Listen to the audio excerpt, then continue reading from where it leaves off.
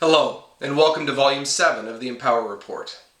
My name is Jason Finucan, and I founded Empower Professional Services in early 2015 to provide solutions for corporations and schools as they work to overcome stigma and reduce the impact of mental illness. The Empower Report is my weekly video blog, which will be available on social media and my website at empowerproservices.com. This week, I would like to share with you the Get Well card incident. A commonly overlooked but crucial aspect to better managing mental illness in the workplace is informal office communication. This week, I have a personal story to share which clearly illustrates how differently people react to news of a colleague suffering from a physical versus mental illness, and why this is hurting corporations' profits. In 2004, for more than a year, I had been experiencing progressively severe symptoms of what would later be diagnosed as bipolar disorder, which is an illness that presents with symptoms of hypomania and mania highs, as well as clinical depression lows. The depressions, in particular, were so severe at the time that I was incapable of working, and I was prescribed a medical leave of absence. Although my employer had excellent HR staff, as well as short and long-term benefits to respond to the situation, my immediate department was very much caught off guard. In part because of my own stigma towards mental illness at the time, I was uncomfortable sharing why I needed to take a leave of absence, and so my colleagues only knew that I was off sick. Only my immediate managers knew details of my condition, which at the time was understood only as clinical depression.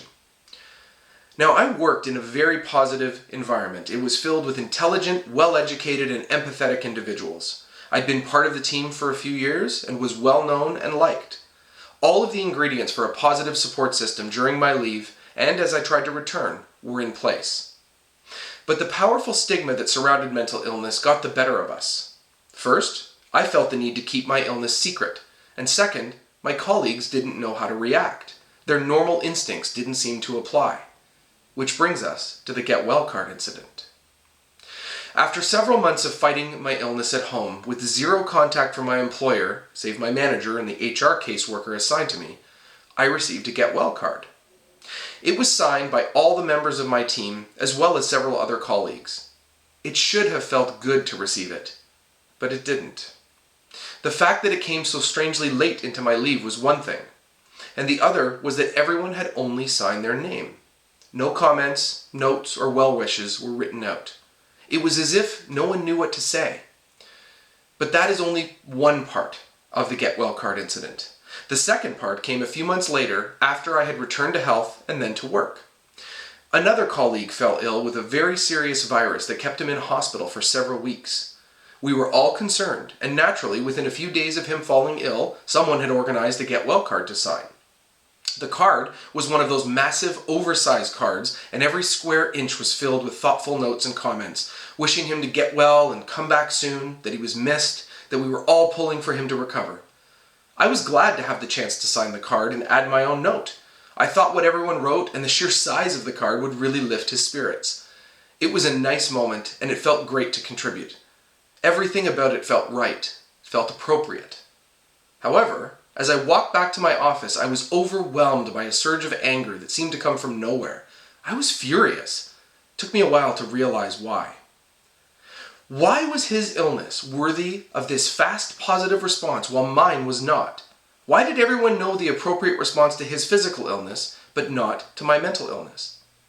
Now, my anger was not at my colleagues for their response to my sick leave, nor was it at the timely and positive response to our colleague in the hospital. I was angry that something as ridiculous and unnecessary as stigma could create such completely disparate responses to very similar situations. And I was disappointed in myself that I had been part of the problem, allowing self-stigma to guide my own actions. It took another few years for me to finally receive a diagnosis of bipolar disorder and to receive effective treatment. Once I was back to full health, I began fighting against stigma and walking a path that led me to where I am today.